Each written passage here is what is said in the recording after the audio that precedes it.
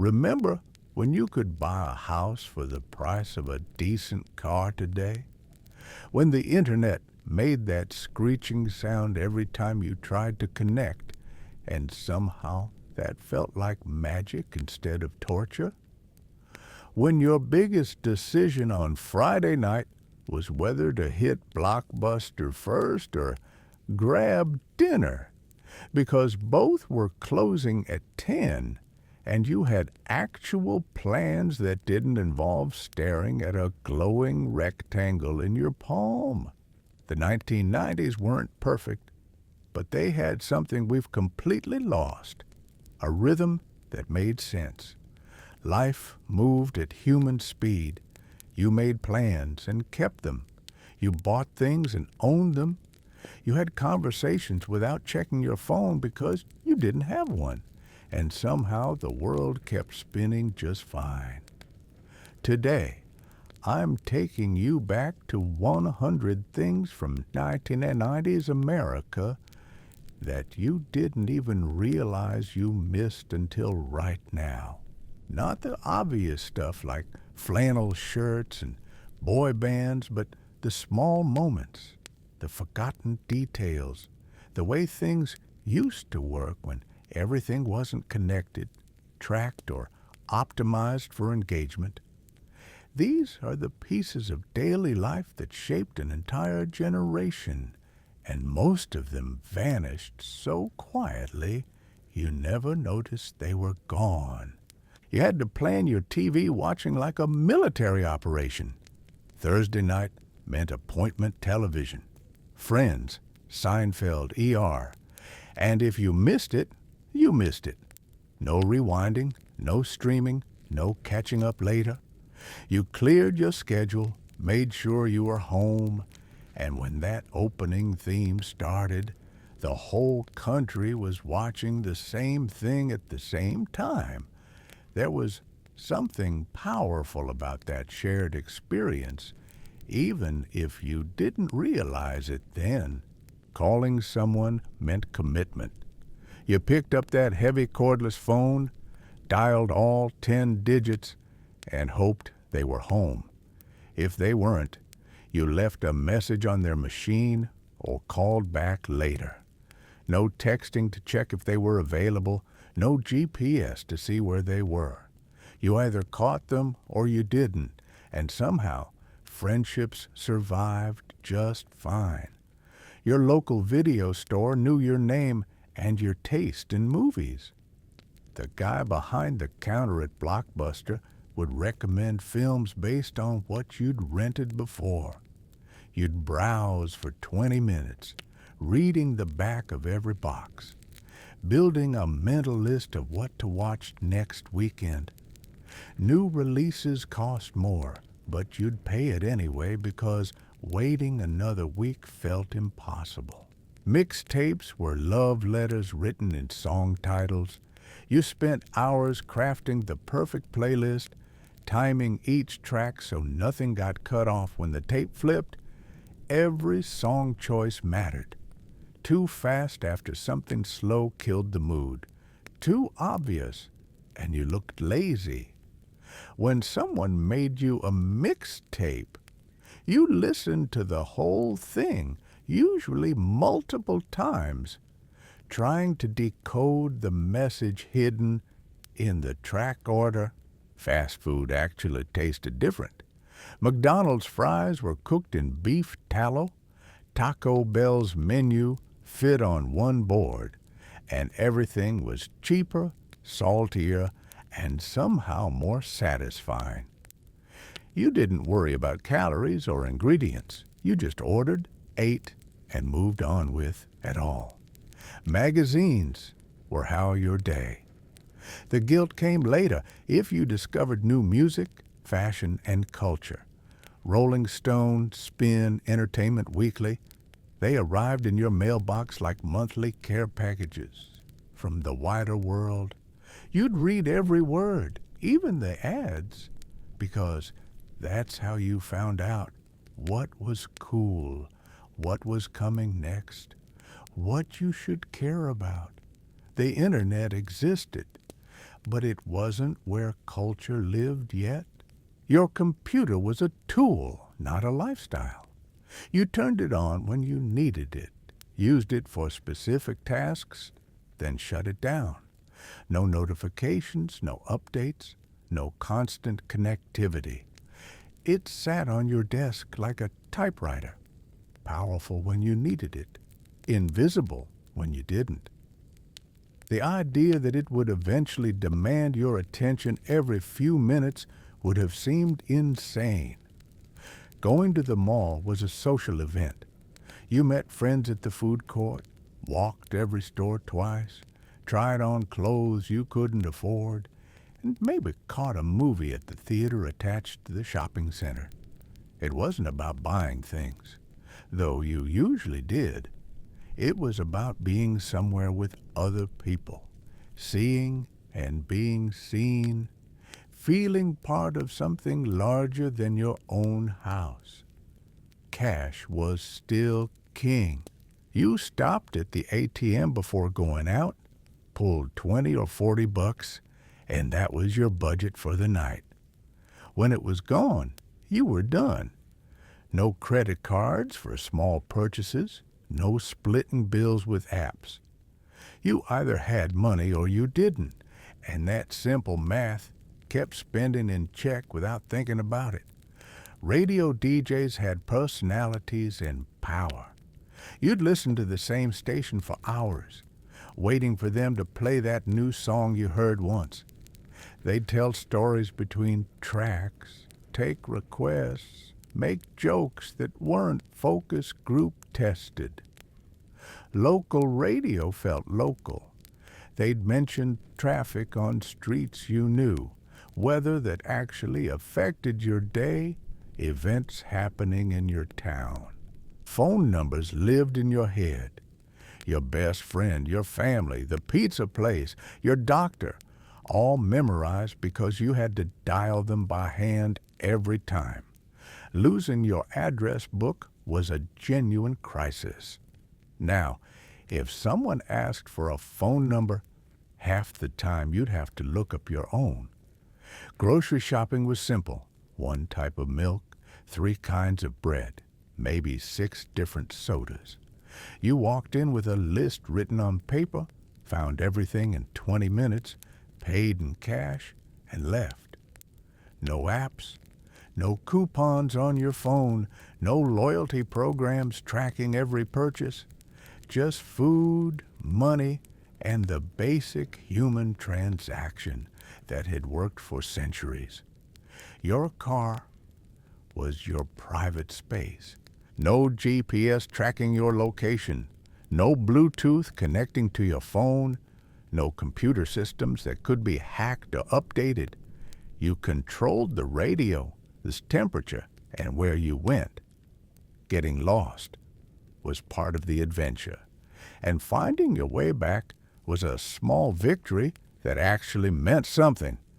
Movie theaters had character. Each one was different carpet, different snacks, different vibe. The multiplex was taking over, but you still had those old single-screen places with the worn velvet seats and the curtain that opened before the movie started. The sound wasn't perfect. The picture sometimes jumped, but somehow that made it feel more real. Credit cards were for emergencies and big purchases. You didn't tap them for coffee, didn't rack up points on groceries, didn't pay interest on lunch. Most places still preferred cash anyway, and the idea of borrowing money to buy a sandwich would have seemed ridiculous to most people. Libraries were temples of knowledge. You'd go there to research school projects, read magazines you couldn't afford, use the computers when you didn't have one at home. The librarian was like a guide through all human knowledge, and finding the right book felt like discovering treasure. Everything you wanted to know was there. You just had to know how to look for it. Your bedroom was your sanctuary. No work emails, no social media notifications, no screens demanding attention. You decorated it with posters, kept your diary in a drawer, played music on an actual stereo. It was the one place that was completely yours, where the outside world couldn't reach you unless you invited it in. Waiting was just part of life. At the doctor's office, in line at the bank for the bus to arrive, you waited, and you found ways to entertain yourself. You people watched, daydreamed, struck up conversations with strangers. Boredom existed, and it wasn't treated like a medical emergency that needed immediate digital intervention. Your local newspaper told you what happened while you were sleeping. You'd read it with coffee, check the weather, scan the sports scores, maybe do the crossword. It was your daily connection to the world beyond your immediate experience, written by people who lived in your town and cared about the same things you did. Shopping meant going to actual stores run by people who lived in your community. The hardware store owner knew which screws worked best. The bookstore clerk could recommend something based on your last purchase. The pharmacist remembered your name and asked about your family. Commerce had a human face, and that face usually belonged to your neighbor. Eating out was special. You didn't have a dozen food delivery apps offering instant gratification. Going to a restaurant meant getting dressed, driving there, sitting down, talking to the people you came with. The food took time to arrive, and that was part of the experience, not a problem to be solved with technology. Your workday ended when you left the office. No company email on your home computer, no cell phone buzzing with urgent requests, no expectation that you'd be available around the clock. You worked your hours, collected your paycheck, and your personal time was actually personal. The idea that your job would follow you home would have seemed like a violation of basic human dignity. Bank tellers knew your name and your account balance. You'd walk in, wait in line, have a brief conversation with a human being who handled your money. They'd ask about your weekend, remember that you were saving for a vacation, treat you like a person instead of an account number. Banking was slow, but it was also personal. Your camera used film, and every picture cost money. You thought before you clicked, made sure the shot was worth it, waited to see how it turned out. When you finally got your photos back from the drugstore, you'd flip through them like they were treasures, remembering the moment each one captured. Bad photos got thrown away. Good ones went in albums that people actually looked at. The pace of change was slower, more predictable. Technology improved gradually. Fashion evolved over seasons instead of weeks. And you could buy something knowing it would still work the same way 5 years later. Progress happened, but it didn't feel like you were constantly falling behind or missing out on the next big thing. Your answering machine was your personal secretary. You'd record a message that reflected your personality. Screen calls during dinner. Save important messages to play back later. People left real messages, not just call me back, because they knew you might not check for hours. It was your buffer between the outside world and your private time. Sunday felt different.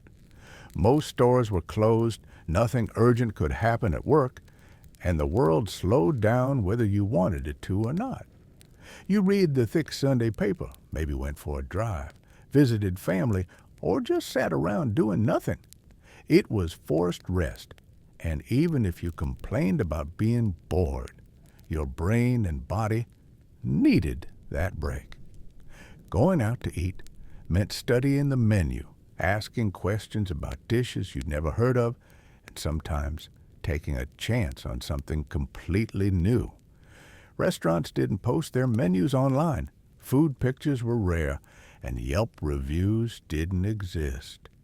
You relied on word of mouth, the look of the place, and your own sense of adventure to decide where to spend your money.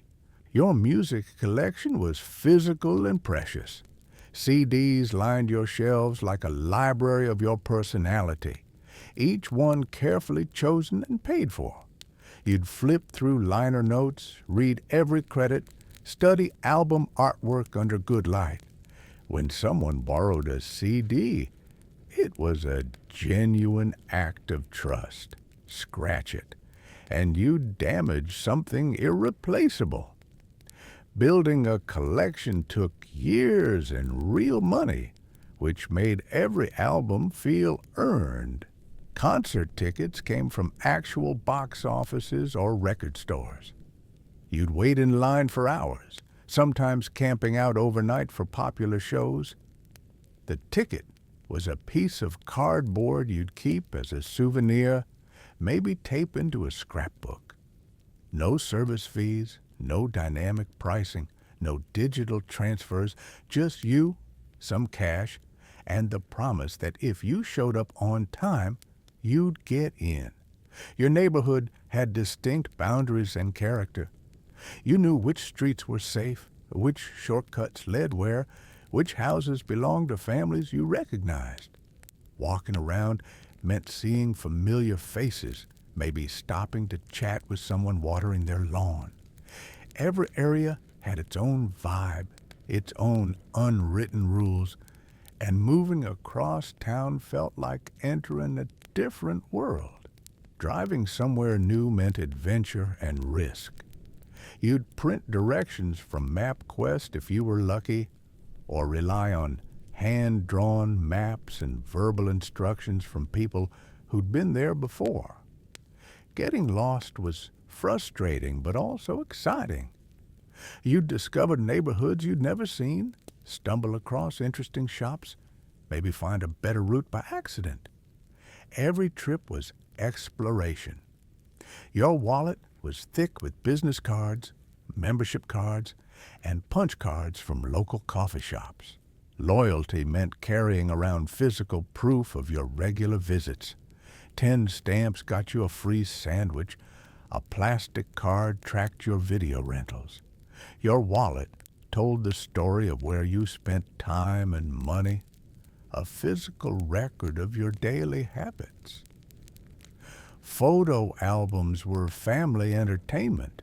When relatives visited, someone would inevitably drag out the photo books, and everyone would gather around to flip through years of memories.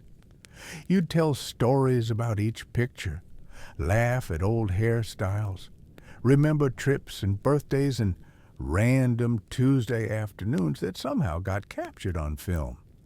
Photos had weight and permanence, literally and figuratively. Your stereo system was furniture, a real wooden cabinet with separate components, receiver, tape deck, CD player, maybe a record player if you were fancy.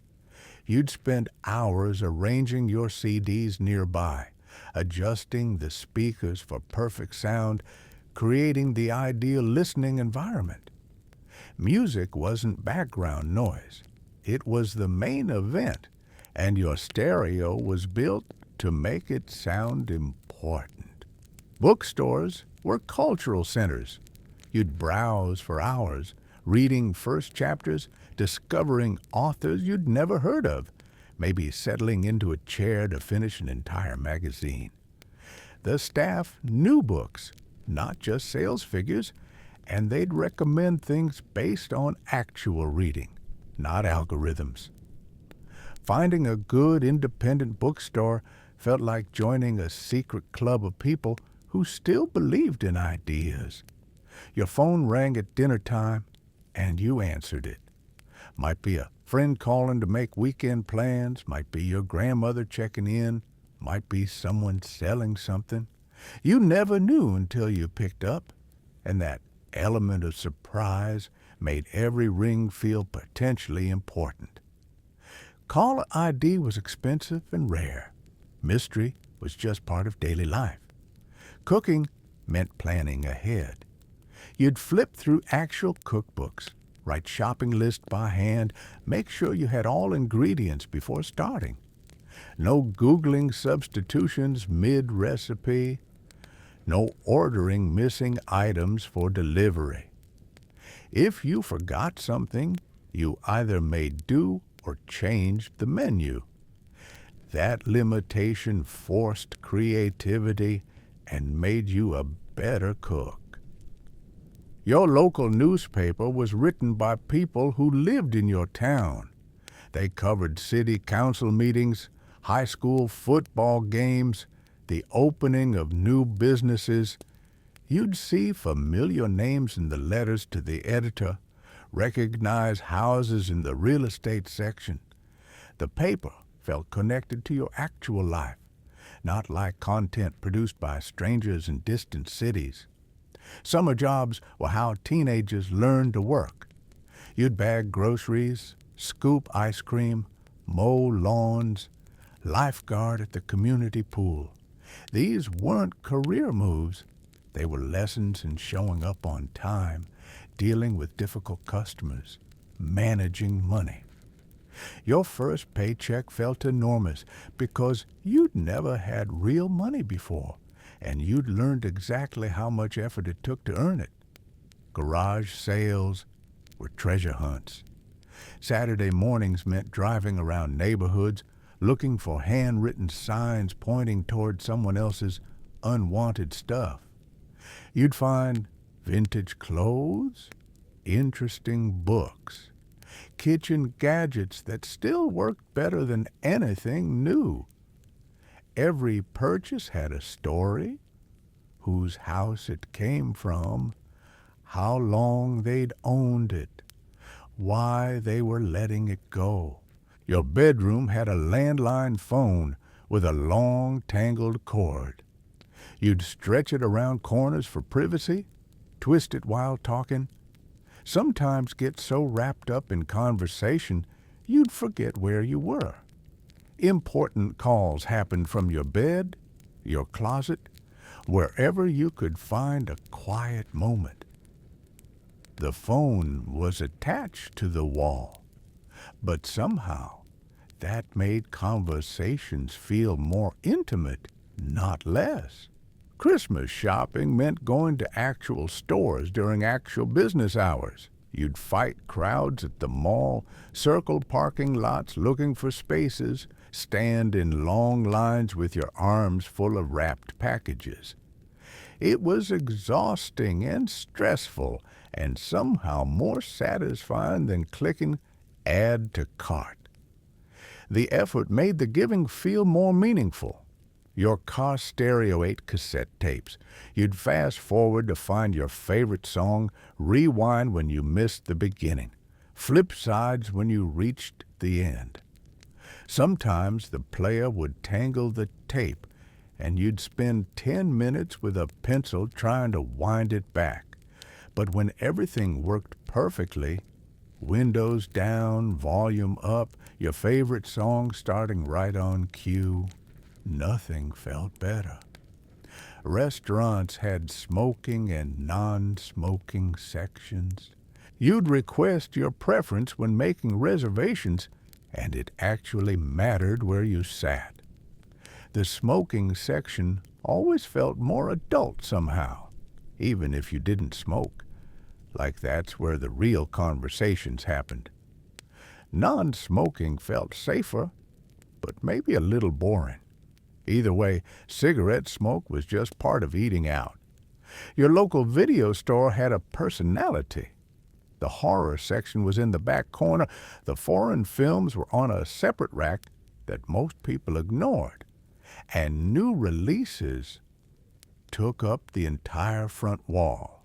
You'd know which clerks had good taste in movies, which ones would judge your choices, and which ones didn't care what you rented as long as you rewound it. Doctor appointments meant sitting in waiting rooms with magazines from 6 months ago. You'd flip through Time, People, maybe Good Housekeeping, if nothing else was available. The receptionist knew your name, your insurance situation, and probably your medical history. Getting sick meant taking time off work, not trying to manage symptoms while staying productive. Your address book was a small treasure. Handwritten phone numbers, addresses that changed when people moved, birthdays you actually remembered because you'd written them down. Losing it was a genuine disaster. You'd lose touch with people, miss parties, have to track down numbers through mutual friends. It was your social network, literally written in your own hand. Payday meant going to the bank and cashing your check. You'd endorse it carefully, wait in line to talk to a teller, and walk out with actual money in your wallet. Your paycheck was a physical thing you could hold, look at, feel good about earning. Direct deposit existed, but wasn't universal. Getting paid meant handling real money, not just watching numbers change on a screen. Road trips required real planning. You'd spread maps across the kitchen table, highlight your route, mark interesting stops along the way. AIA triptychs were like personalized guidebooks, showing you exactly what to expect mile by mile. Getting there was half the adventure because you never knew what you might discover when you took that exit that wasn't on your original plan. Your answering machine was your gateway to the outside world when you weren't home. You'd rush back from errands to check for messages, replay important ones, save the funny ones to play for friends later.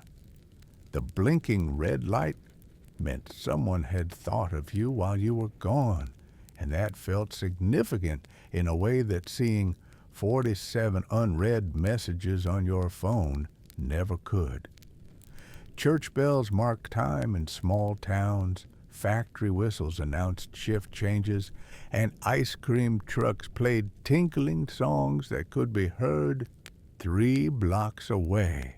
The world had a soundtrack that wasn't coming through earbuds. It was shared by everyone in hearing distance, connecting you to your community whether you realized it or not. Your parents knew where you were, roughly most of the time. You'd call when you got somewhere safely, check in before changing plans, and come home by the time you'd agreed on. Freedom came with responsibility, and both sides of that equation were negotiated face-to-face, not managed through tracking apps and constant digital surveillance. Department stores were destinations, not just shopping stops. You'd spend an entire Saturday at Sears or J.C. Penney, riding escalators between floors, trying on clothes in fitting rooms with actual attendants who'd bring you different sizes.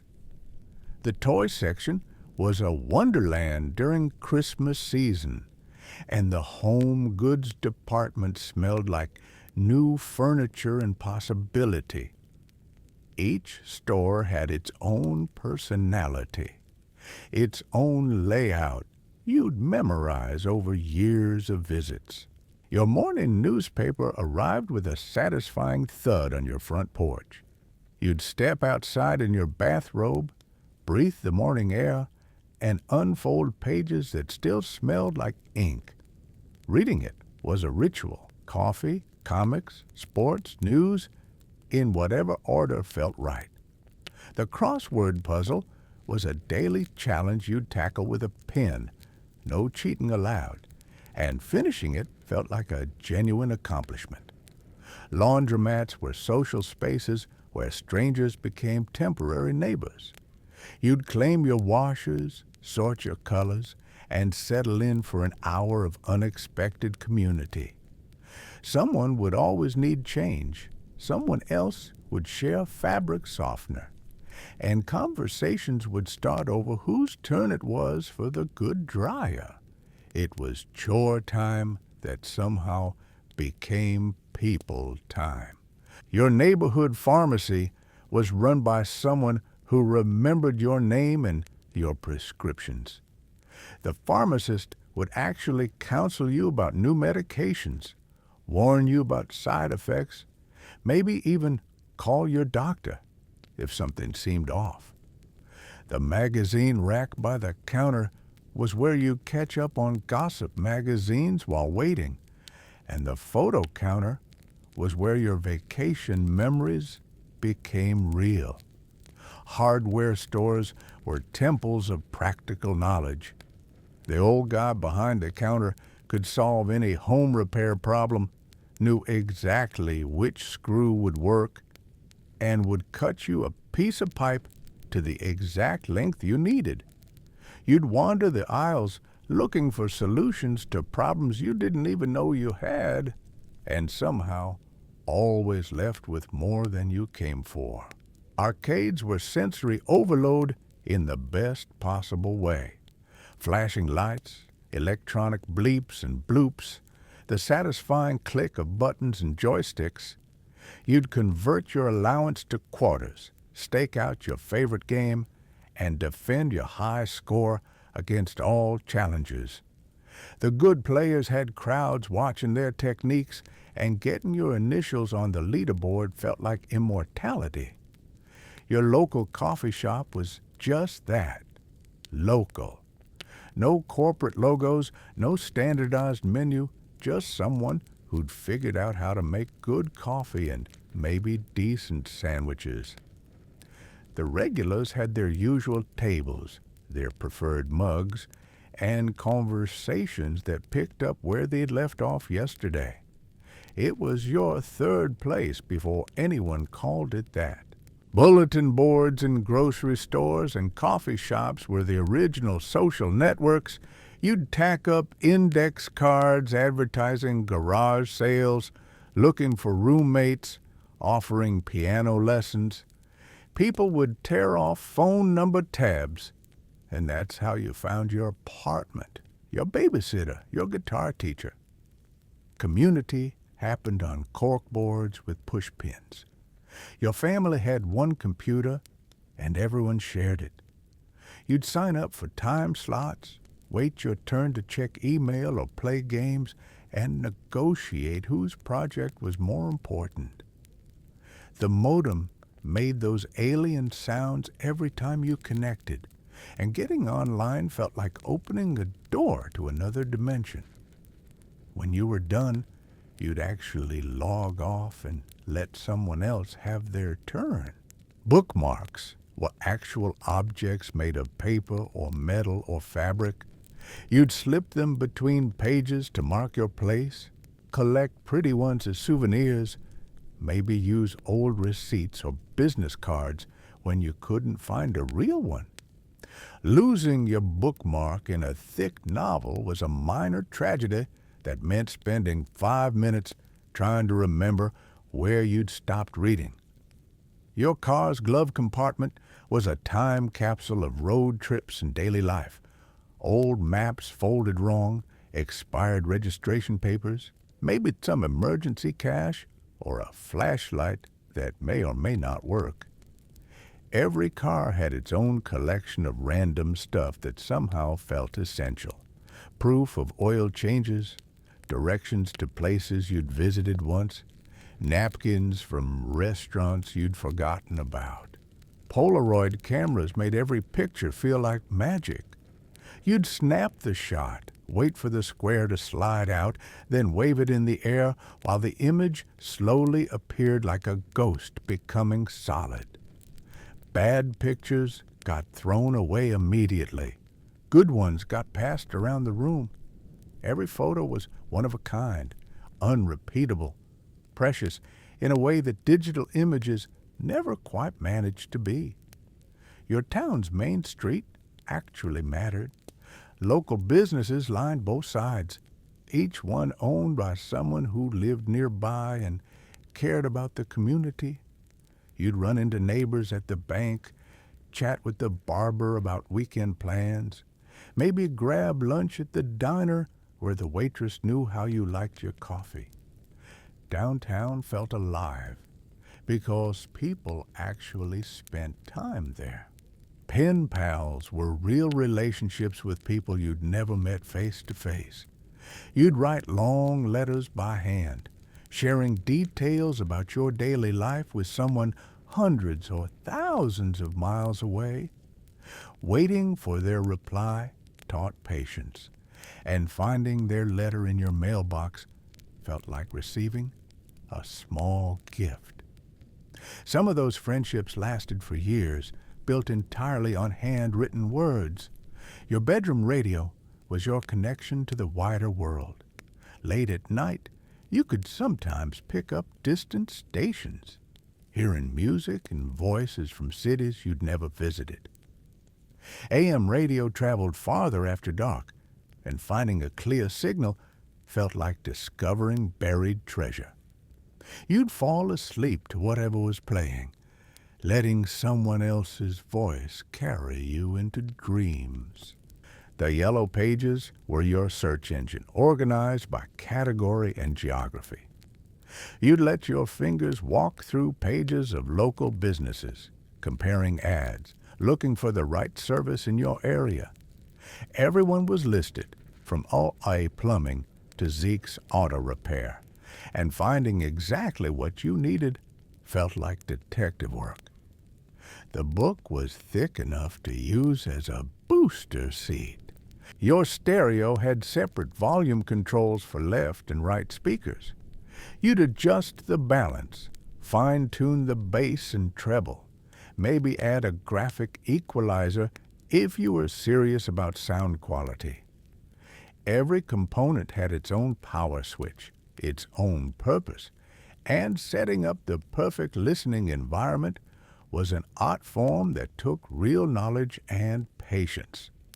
Camping meant being completely disconnected from the world.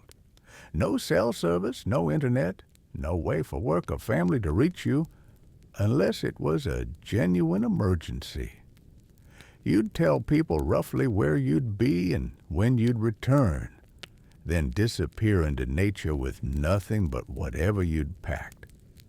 Getting lost was a real possibility that added genuine adventure to every trip. Your local library had a card catalog system that required actual skills to navigate. Wooden drawers full of index cards organized by author, title, and subject, each one typed by someone who understood the system. Finding the right book meant understanding how information was organized, and the librarian was your guide through the maze of human knowledge. Developing film was an act of faith and patience. You'd drop off your roll at the drugstore, wait 3 days to a week, and hope that most of your pictures had turned out. Opening that envelope of prints was like Christmas morning. You never knew which moments had been captured well and which ones were blurry disasters you'd have to live with forever. Your neighborhood had a rhythm you could feel. Morning rush hour, lunch breaks, kids getting out of school, dinner time, evening quiet. You knew which hours were busy, which ones were peaceful, and how your daily routine fit into the larger pattern of community life. Time moved differently in different places, and you learned to read those rhythms like music. Record stores were cultural institutions where you could spend hours browsing through bins of vinyl, reading liner notes, and discovering new artists through the recommendations of knowledgeable staff. The good stores had listening stations where you could preview albums before buying, and finding a rare pressing of your favorite band felt like striking gold. Your record collection was a physical library of your musical journey.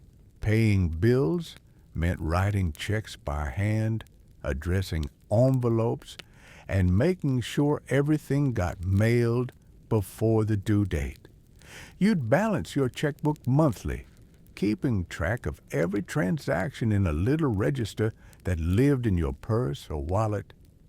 Banking was something you did deliberately, with attention and intention, not something that happened automatically in the background of your life. Your answering machine message was a creative expression of your personality. You'd record and re-record until you got it just right. Maybe add background music or inside jokes for friends who called regularly. Some people changed their messages seasonally, and calling someone just to hear their greeting was a perfectly acceptable form of entertainment when you were bored. Summer vacation meant 3 months of genuine freedom with no way for school to reach you, no online assignments, no email from teachers, no educational apps sending notifications. June meant closing your textbooks and not opening them again until September. You'd ride your bike until the streetlights came on, sleep until noon, and spend entire days without any adult telling you what you were supposed to be learning. Boredom was allowed, even encouraged, because that's how you figured out what you actually wanted to do. Your family had one VCR, and programming it was a skill that separated the technologically capable from everyone else. You'd set it to record your favorite show while you were out, hoping you'd gotten the time right and that nobody would change the channel. The blinking 12 o'clock was a badge of honor for those who'd given up trying to set the actual time. When it worked perfectly, capturing an entire season of your show, you felt like a wizard of modern technology. Catalogs were entertainment and shopping combined into glossy packages that arrived in your mailbox. Sears, Wishbook, J.C. Penney, L.L. Bean. Each one was a window into different lifestyles and possibilities. You'd dog-ear pages, circle items you wanted, and use them to fuel daydreams about the person you might become if you owned the right clothes, tools, or outdoor gear. They were magazines about stuff you could actually buy. Your town's movie theater had one screen, red velvet curtains, and a balcony section that felt fancy even when it wasn't. The same family had probably run it for decades, and they knew your popcorn preferences, your usual seat, and whether you were the type to stay through the credits. When the curtain opened and the movie started, it felt like a genuine event, not just another entertainment option in an endless scroll of possibilities. Grocery shopping meant pushing a metal cart with one wobbly wheel through aisles that never changed their layout. You knew exactly where everything was, the store employees recognized you, and the checkout clerk would ask about your weekend plans while ringing up your milk and bread. Coupons came in the Sunday paper, and using them felt like winning a small victory against the system. Your total was always a surprise, but somehow never a shock. Your car had personality quirks that you learned to work around. The radio only worked if you hit the dashboard just right. The passenger door handle had to be lifted while pulling, and the heater took 5 miles to warm up on cold mornings. These weren't problems to be fixed. They were characteristics that made your car yours. You knew its sounds, its moods, and exactly how far you could push it before something important broke. Phone books were delivered to every house whether you wanted them or not. Yellow pages, white pages, sometimes specialty directories for businesses or services.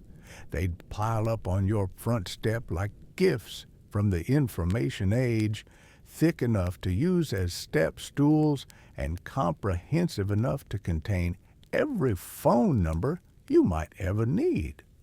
When you moved, finding your name in the new phone book felt like officially joining the community. Your mailbox was a daily surprise dispenser. Real letters from friends, bills and envelopes you had to open by hand, catalogs advertising things you'd never thought about wanting, maybe a postcard from someone's vacation.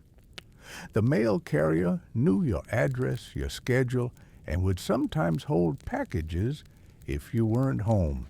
Getting mail was special because someone had made the effort to send you something physical. Blockbuster on Friday night was a family negotiation session. Everyone had opinions about what to rent. The new releases were usually gone, and you'd end up with something nobody really wanted, but everyone could live with. The late fees were real and painful, but somehow that made the movies feel more valuable. You had to commit to watching what you rented because returning it unwatched still cost you money. These weren't just different times. They were simpler times when life had boundaries that actually protected something worth protecting. Your attention, your relationships, your ability to be present in the moment without wondering what you were missing somewhere else. The 90s taught us that good enough was actually good enough, that waiting made things more valuable, and that being bored wasn't a crisis that needed immediate solving. Maybe some of these things needed to disappear, but we threw out more than we meant to. Maybe it's time to remember what we lost and decide what's worth bringing back.